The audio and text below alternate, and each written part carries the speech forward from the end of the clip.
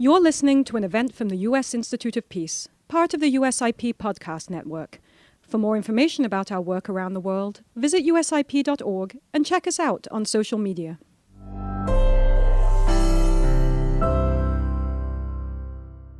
Hello, and welcome to the U.S. Institute of Peace for a conversation with the President of the National Assembly of Cote d'Ivoire, His Honorable President Adama Bictogo. I am Joseph Sany. I'm the Vice President at the U.S. Institute of Peace, and I lead the Africa Center. For those unfamiliar with the Institute, the U.S. Institute of Peace is an independent, nonpartisan organization based in Washington, D.C., and founded by Congress in 1984, and exclusively funded by Congress, the U.S. Congress, and other U.S. governments, agencies. The Institute achieves its mission through training, research, and analysis, and support for peace processes and those working on the front lines of conflict around the world. As we all know, parliamentarians play a vital role in the success of democracy, and particularly in West Africa. Today's conversation will be focused around the important role parliamentarians play in the peacebuilding process and what specific opportunities lie ahead for partnership with the international community and countries such as Cote d'Ivoire to continue to build peace in the sub-region of West Africa. President Adama Bictogo was elected first as Vice President of the National Assembly of Cote d'Ivoire on April 14, 2021, and then was elected as the President of the National Assembly by almost the entirety of the House, both the opposition party and the party in power, in June 2022. He was also, among other positions, Minister of African Integration between 2011 and 2012. Cote d'Ivoire has achieved significant economic progress since the violent political crisis in 2010 and 2011, with the country being seen as a driver of growth in the region. This is thanks in part to the country's parliamentarians who have made significant contributions at the national level in the last decade. With Cote d'Ivoire now facing a surge in violent extremist groups infiltrating its own northern borders and those of the coastal West Africa region broadly, parliamentarians' expertise can once again play a major role in ensuring peace and stability. This conversation comes at an opportune time as Cote d'Ivoire has been selected by the Biden administration as one of the priority countries in the U.S. strategy to prevent conflict and promote stabilization. For those of you joining us in person and virtually around the world, please join the conversation on Twitter using the hashtag parliamentarians and peace. Please, welcome to the stage Honorable President Adama Bictogo, President of the National Assembly of Cote d'Ivoire. Please, sir. Thank you. Thank you.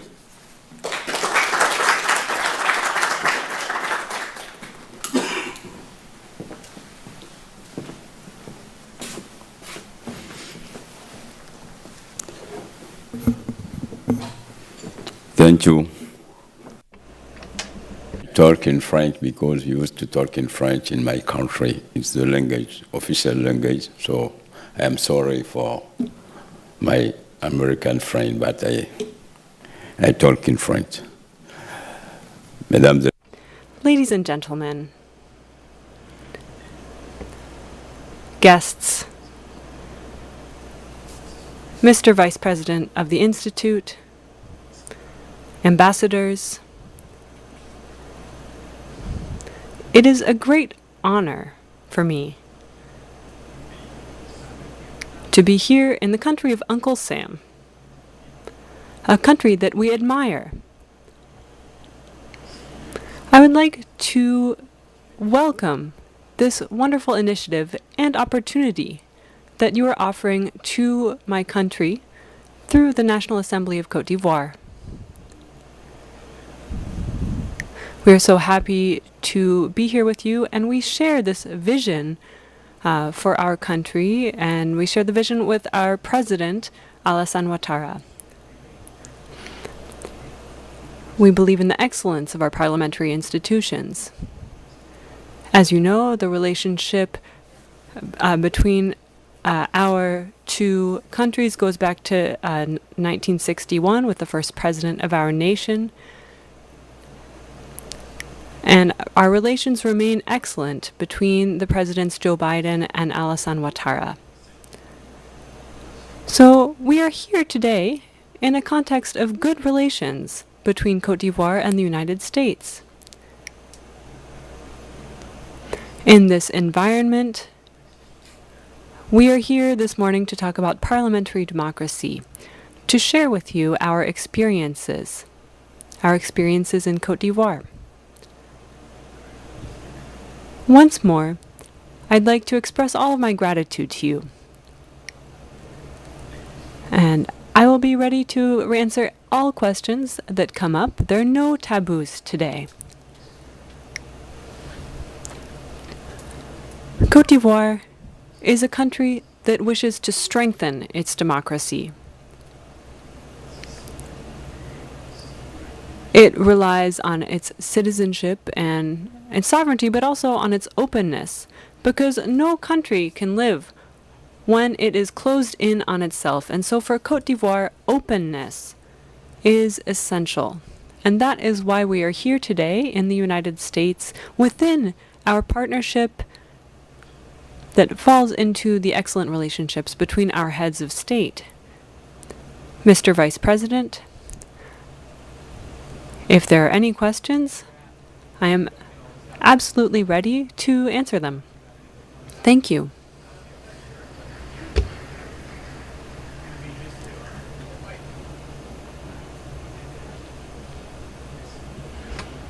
Thank you, Mr. President. I'd like to start with a question. Why are you here in the United States as President of Cote d'Ivoire's National Assembly? First of all, thank you. Thank you for having me and my delegation here in the United States. I am accompanied by the Vice President, Moise Kakoudawe, Executive Secretary of the main opposition party, and a professor of cardiology. I'm also accompanied by the former Minister of Energy and Oil of Cote d'Ivoire, Mr. Thomas Camara from the RHDP, which is the party in power. And I have other illustrious colleagues as well. Unfortunately, one of my colleagues was not feeling well and was not able to join us today. I hope he'll be able to catch up with us this evening. All of that is to say that our delegation that is here today represents all of the different orientations in our assembly. Concerning our presence here in the United States, it is related to parliamentary diplomacy. In Cote d'Ivoire, we believe that our institution has a role to play. First of all, we have a sense of accountability toward our people who have elected us.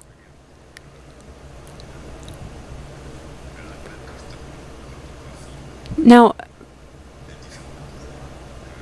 regarding the ways that different powers interact, we see that parliamentary power is extremely important. And Africa Africa should not simply need to follow along with decisions of more powerful countries, and so our parliamentary diplomacy needs to be a complementary diplomacy in order for us to be able to discuss different issues with parliaments around the world, so that parliaments in other countries do not make decisions that are then imposed upon us. The United States is an old democracy, and the United States is a symbol of the strength of institutions. For those reasons, it makes sense for us to be here in the United States. We can learn from the experience of American institutions. And we also hope to strengthen our relationships between the United States and the Cote d'Ivoire, although the relationship is already excellent. But we want our institutions, our parliaments, to have a strong relationship, and that is why we are here today, to inject new energy into the parliamentary relationship between our countries. You talked about the diversity of your delegation, political diversity, and even diversity in terms of the roles played. I remember when you came into office as the president of Cote d'Ivoire's National Assembly, you made sure to thank Alassane Ouattara, the president of the country, as well as former President Gbagbo and former President Bédié. What did that symbolize for you? As you know, there's a certain gratitude that I feel. I had the chance before my election to serve as interim president of the National Assembly for my predecessor, who was sick at the time. And during that time, I made a proposal to the different parliamentary groups. I suggested that we come up with a real parliamentary family, because what unites us is Cote d'Ivoire, the interests of our people. It's true that in politics we may take different positions, but as soon as we become members of the institution, we must think of Cote d'Ivoire above all. And that means that we must forge a family.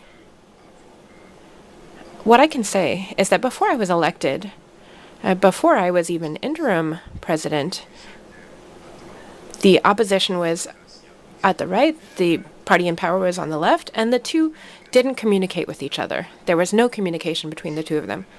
So everyone came to the table with very fixed positions, and there was no discussion. And so there was no sense of listening to one another, having a real dialogue. Those things, along with compromise, are values that do not go against the idea of having different ways of thinking. Rather, compromise shows that different ways of thinking have come together. So I would like to commend the different political groups at the National Assembly who have shared with me their vision. During this entire time, we have tried to institute this sense of family. And when I was elected on June 7th, 2022, it gave me the opportunity to recognize the opposition, because the president of Cote d'Ivoire, who appointed me, might be the RHDP president, but mathematically, our party was in the majority, so I could have thought, okay, that's sufficient. But it seemed important to me that we build this family together in the parliament. So I talked with the different parliamentary groups, and on the day of the election, what we expected was that the opposition would participate even in a passive way.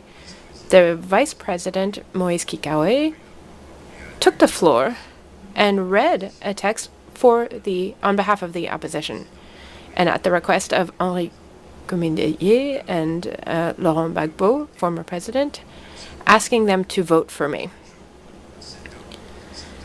So for me, that represented a major advance, because the fact that they read that text, that call to vote for me, had a huge impact. It expressed the shared desire to create this parliamentary family. It's a family that works as in the ways that we came up with during this election: compromise, discussion, agreements. We try, whenever possible, to always find that which is going to unite us and bring us together rather than divide us. For those people who are following us online, Cote d'Ivoire is facing sub-regional instability, and there are terrorist attacks that have taken place, and there have been some coups in the sub-region. Today, what do you think are the roots of this instability in Cote d'Ivoire and in the sub-region? Before I address the matter of instability in Cote d'Ivoire, I think we have to go farther back in time. The deepest, oldest roots of instability in Africa come from electoral disputes. Those are the oldest causes.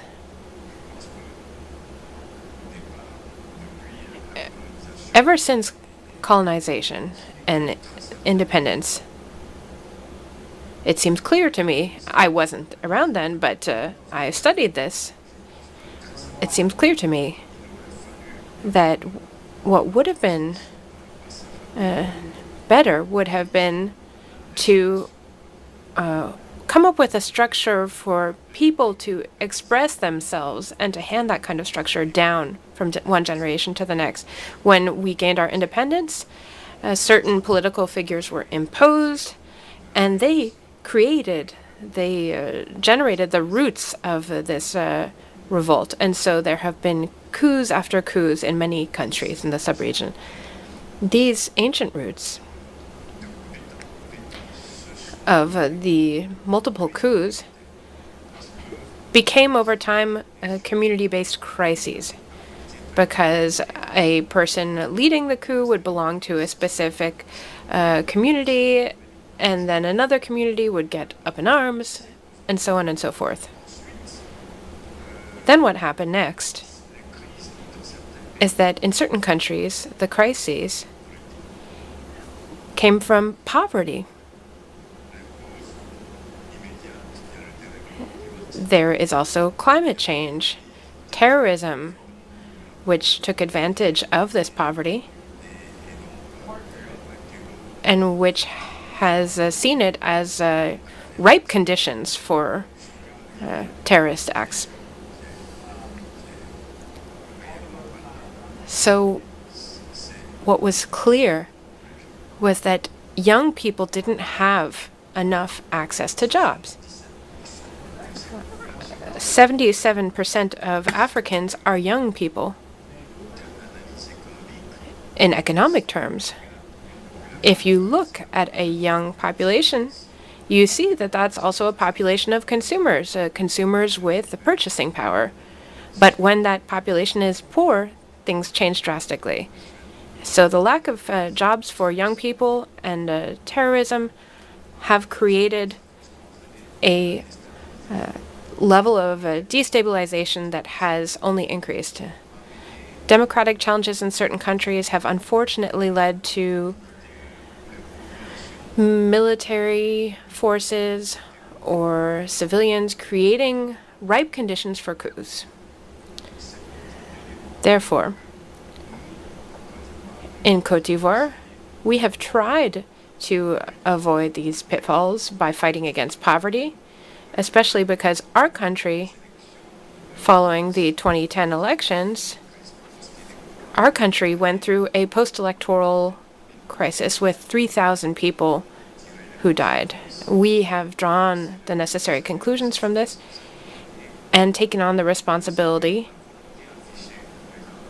for this. And I would like to salute Alassane Ouattara for all that the president has done, and also the the opposition leader's willingness to take on his full responsibility. And in 2021, we saw that all three major leaders really wanted to focus on Cote d'Ivoire. Now, we have a sense of responsibility in all of this. As officials, I was executive director up until 1 year ago. In the assembly, we do have an advantage. Well, there's the executive president of different parties, the party of Laurent Gbagbo.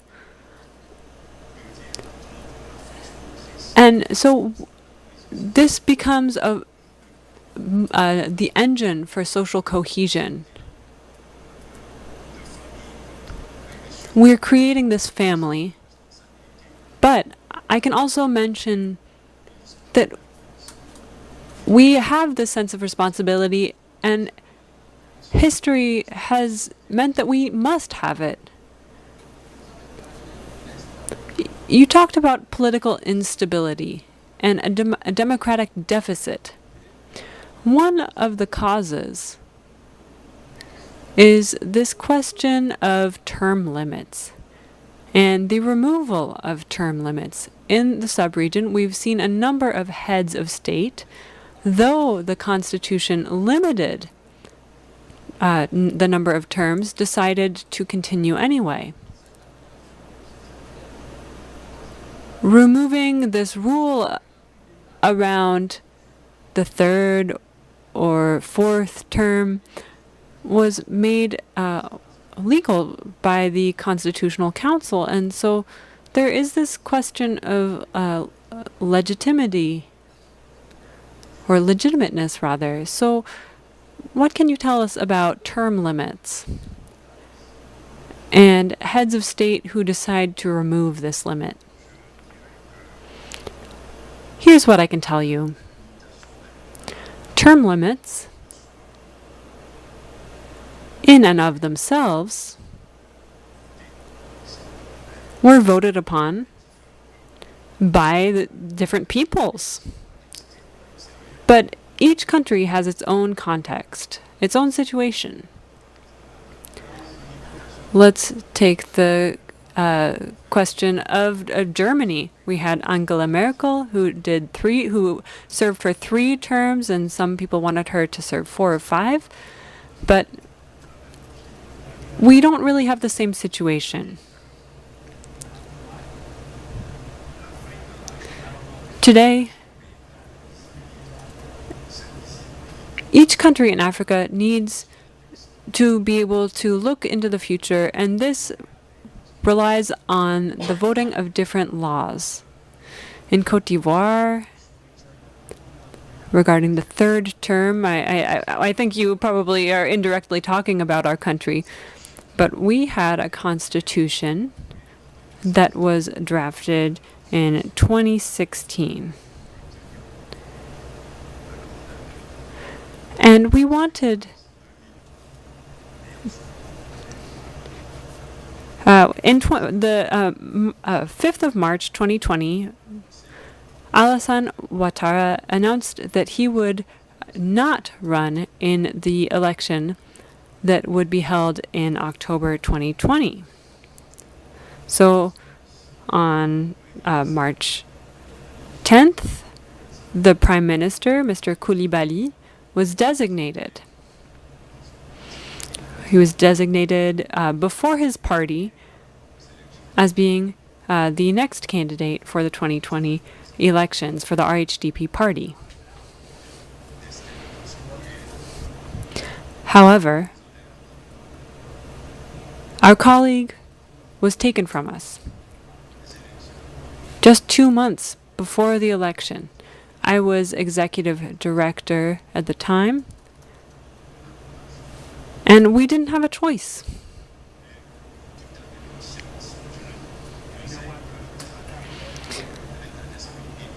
All I did was to take account of the state of mind in Cote d'Ivoire. And Cote d'Ivoire was on the point of implosion at that point. We thought that only 2 months from the elections, a different choice would have been deadly, not just for the party, but for the country. The president asked us to take time to reflect. And as executive director of the party, I took on the responsibility of leading the party because I believed that any other solution could undermine all of the fundamental underpinnings of Cote d'Ivoire. So in terms of changing the constitution,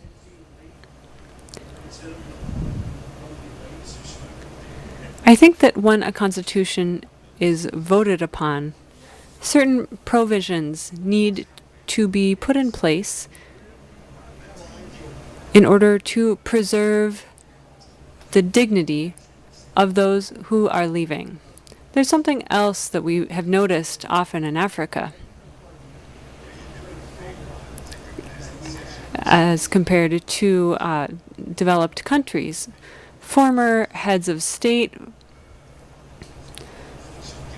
are treated with the dignity of the post that they occupied. But in Cote d'Ivoire today, whether this be President Gbagbo or others, well, they are treated as the laws require.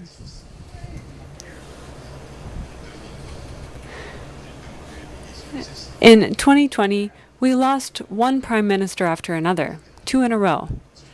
But legally, the Constitution allowed the president to be a candidate in the elections, legally. There are other interpretations, but legally, the president could run.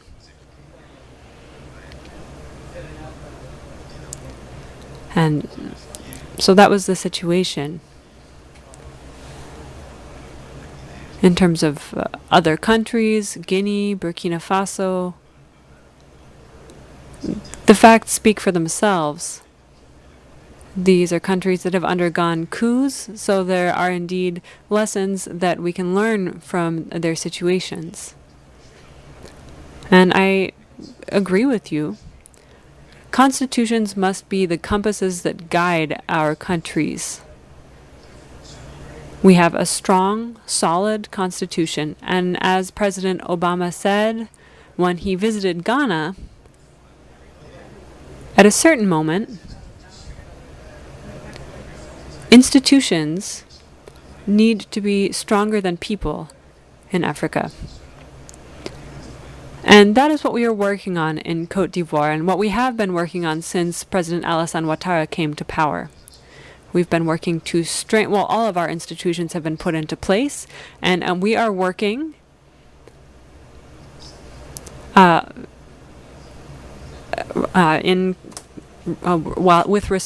we respect our texts, our laws. And then I will translate for the president. Yes. Mic? There are mics? Yes, please. Thank you very much for those insightful remarks. My name is Ann Witkowski. I'm the Assistant Secretary for the Bureau of Conflict and Stabilization Operations at the Department of State.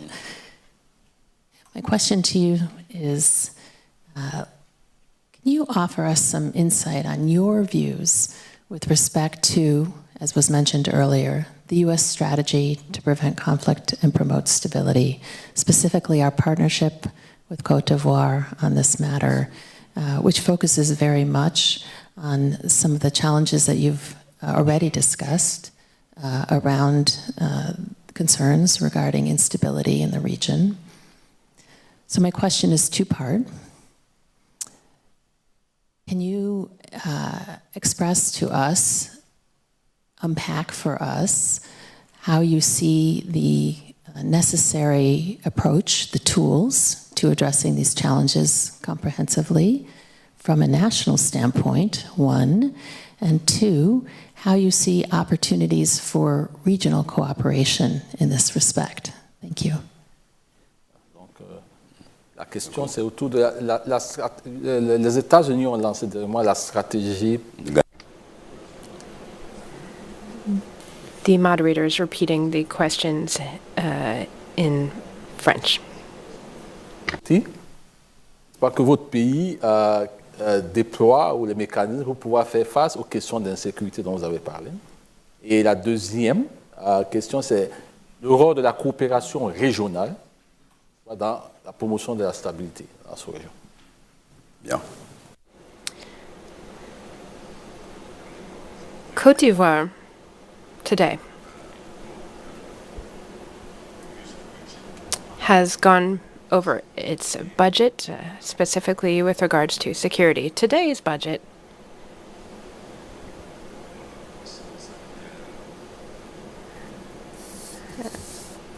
shows that growth has reached roughly 50%. But there are two different levels of security. There's domestic security, managed by the Ministry of the Interior. And that's the most important level of security for us, given that terrorism, as I was saying, is finding a home with the young, unemployed people. So we need more police, more security agents, more intelligence. As people in communications like to say, information guides action. If you have security but no good intelligence policy, you're going to fail. So intelligence is absolutely necessary. Investments, therefore, have been made in intelligence. Today, when you look at our capital city, Abidjan, you can see that there is a policy to trace incidents when they occur, but that's not sufficient. The Ministry of Defense along our borders has instituted a policy to protect our borders using drones, using high-performing technology, and other security measures. But we need to go even further, given that Cote d'Ivoire is surrounded in the desert by countries that are in fragile positions. When you look at Burkina Faso today, insecurity has gained ground and is now an issue in roughly 70% of the country. In Ouagadougou and several departments around Ouagadougou, it's not such an issue, but the rest of the country, yes. In Mali, you have Bamako, but the terrorists have really taken over a lot of ground. In Cote d'Ivoire, therefore, given our economic success, what we symbolize, we've become a target of these terrorists. The sub-region needs a real armed force that will support each country's armed forces or armies. That means creating that army, training it, and so on and so forth. All of that requires a lot of resources, and unfortunately, our countries do not have sufficient resources to do this. We need to build hospitals. We need to build schools, highways, roads. We don't have enough resources to meet all of our security needs. So it's all fine and well to support regional cooperation and sub-regional cooperation, but that needs to be in support of the national armies that are at the front lines in this battle against terrorists. When I took office on, or rather when I arrived in Cote d'Ivoire on April 3rd, I met with roughly 15 parliamentary presidents. There was the president of the Burkinabe National Assembly. There was a representative from Mali, from other countries as well. And I spoke with them about the problems that they're facing. And what they were all saying is that today, terrorism comes from within their countries. If you take Burkina Faso, for instance, young people go out in the morning, they get money, and they come back at night.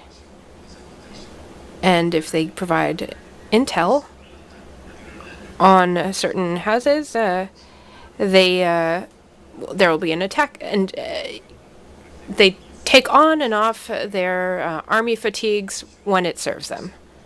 And we need to find a solution for this poverty that is affecting this country and other countries in the sub-region. I just would like to follow up on what was said regarding this question. What are the solutions that you suggest? You're talking about reinforcing the armed forces, but what about governance? What is needed in terms of governance? Because otherwise we might walk away with the impression that there's only one solution to the security issue. No, there are several different solutions. There's governance as well, of course. The people need to feel that even if the government has few resources, that the government is using those resources well. That is reassuring to the people. And they need to feel convinced that their taxes are going to a good purpose. There's the equitable distribution of wealth that is necessary. And there's also training. We need to take our educational policy in our countries and update them. I've had the chance to visit countries that are emerging countries, and in Africa we need researchers. We need astronauts, but what is absolutely essential is training for our young people. They need to be trained to meet our needs so that they can be employable. With regards to the governance issue, we need to overhaul education and focus more on professional training for young people. Our healthcare systems need to be overhauled as well so that we can serve needs on a local level. It's good to have big hospitals, but we need local community health centers that can offer diagnostic services and keep tabs on the local population. President Alassane Ouattara has instituted a policy of creating community health centers in all the different villages. And that's true for the entire sub-region. Regarding employment, what we need is for governments to withdraw from certain sectors to focus on security and education. That means we need to find private companies that can handle certain services for us. It's clear that the solution cannot be a security solution alone. Everything is interconnected, and that's what we started doing by organizing the creation of 2,000 to 3,000 new jobs in Cote d'Ivoire. But this process is a work in progress. Even if our financial partners provide support, we still need visibility. We need transparent management of the aid that will be provided to us.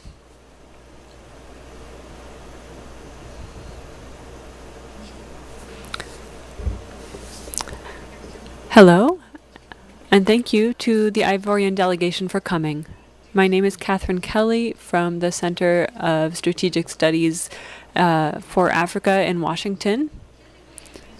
Here's my question for you. What is your vision for the role of parliamentarians in the management and supervision of security? Do you see a way of promoting collaborative work between parliamentarians and other actors to fight against insecurity in order to guarantee citizen security? I'm asking you this question because in March we had the great honor of doing an exchange with 4 members of your assembly in our seminar in Accra. Thank you.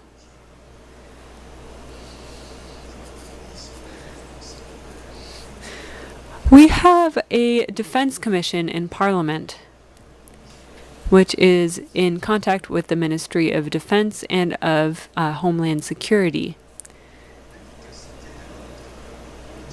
As I was saying, the effectiveness of our security policy must be based on a policy that allows the people to participate.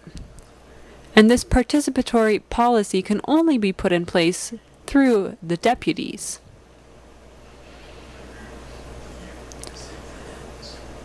We hold information sessions with ourselves and the Ministry of Defense, and increasingly we think that at the level of the police, we need to have community policing. The people must no longer fear the police. The police must be seen as a partner. Thus, the people can be a means of gathering intelligence. Sometimes, the people who place bombs might live right next to the victim of the bombing, right in the same neighborhood.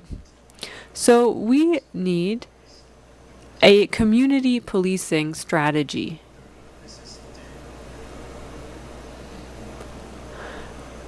That is why it's so necessary to have visibility on regarding security and defense policy. We need to have access to some information. Of course, we can't have access to all information. Regarding that point, we have a very close relationship with the Ministry of Defense. Furthermore, when there were the problems in Mali, the Ministry of Defense had received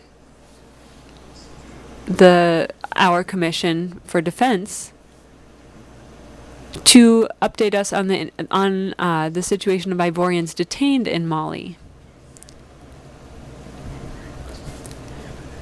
And we didn't need to make a lot of noise because there were already processes in place.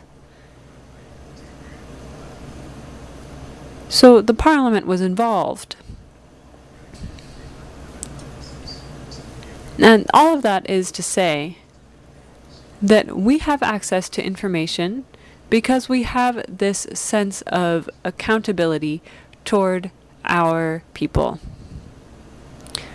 You've mentioned Burkina Faso and Mali, and of course that's not just random. These are countries that have undergone difficult and tragic situations. And you've said that Cote d'Ivoire is an island in this tumultuous sea. What is the role of Cote d'Ivoire in resolving this situation of instability in those other countries? Sub-regional institutions alone are not able to find a solution. So what is the role of Ivorian leadership, and what can parliamentarians do to resolve these situations in these other countries in the sub-region?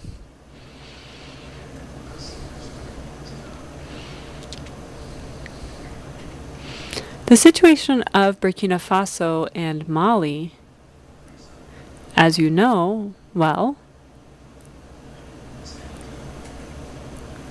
Cote d'Ivoire has a policy of openness. Nearly 26% of people in Cote d'Ivoire come from other countries, and Malians and Burkinabés are among the most numerous groups. And so when there is trouble in those countries, Cote d'Ivoire is very concerned. There's migration, there are population movements, and Cote d'Ivoire welcomes a very high number of these migrants. So this can destabilize Ivorian society. What we must do, and what we do in Parliament, is this. We put transition parliaments in place for these countries in transition.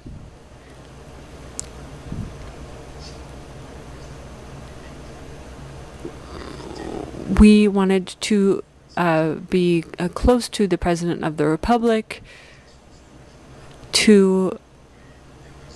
because some sub-regional organizations had passed resolutions to prevent certain displacements.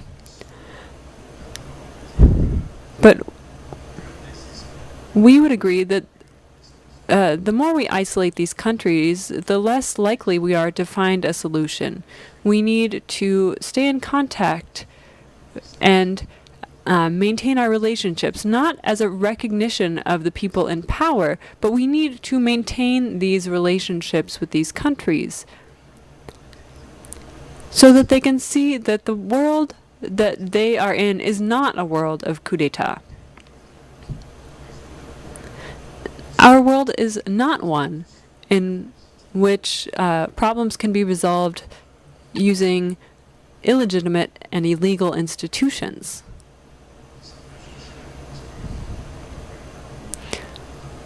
And I think that this will be successful. Mali is currently going ahead with a referendum to adopt the new constitution.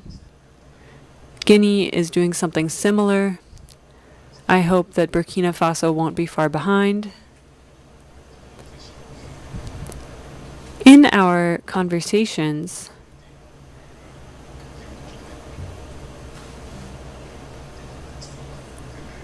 we've seen that they see that they have no other alternative than to come back to what's normal. And by that I mean elections and institutions.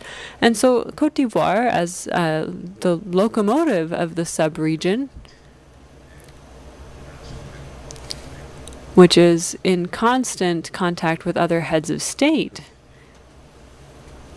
and ECOWAS, well, we are doing as much as we can. We are now arriving at the end. So what do you expect concretely from your visit to the United States? What do you expect from American officials? Can you say as concretely as possible what you expect from this visit? What we expect from the United States is greater involvement. Currently, Africa, following close to 60 years of independence for many African countries, Africa is no longer off limits. We've reached a certain level of maturity, and we're in a win-win situation when it comes to partnerships. That means we need greater involvement. Americans, given the development level of the country,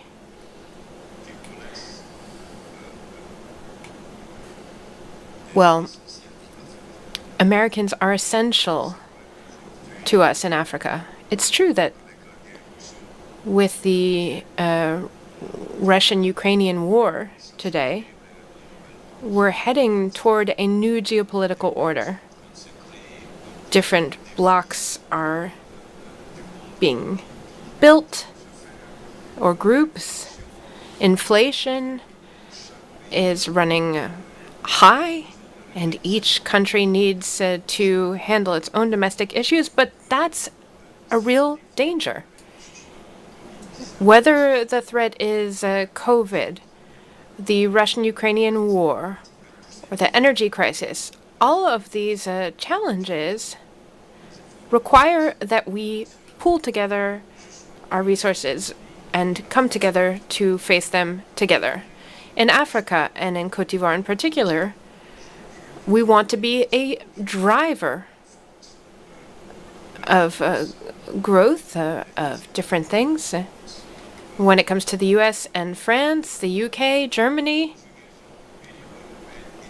the EU, the US, we need our allies to come together in support of Africa, because today, Africa is facing a certain number of challenges. At the same time, Africa is the continent of the future. But that future requires planning. If we don't plan for it, what seems to be an opportunity today, and economists talk about Africa a lot. They say Africa has the resources, the natural resources, has the youth, etc. So there's a lot of opportunity, but the youth can equally be a threat. If the U.S., in terms of its involvement and support of Africa, helps Africa focus on professional training with digital tools, for example, because we are the continent with the greatest growth of the digital economy. But all of that needs to be planned for. It needs structure. The U.S. has the experience that Africa needs to benefit from. So the U.S. needs to see Africa as a partner, an opportunity, a pro, and not a con. We can't stay stuck in old cliches. Africa is not something to be divided up or to be shared. It's a partner. It's a partner for the U.S., and I would say that's especially true of Cote d'Ivoire. Thank you so much, President. No, merci. Thank you for listening to this event. If you'd like to listen to more events or explore our other podcasts, visit usip.org/podcasts.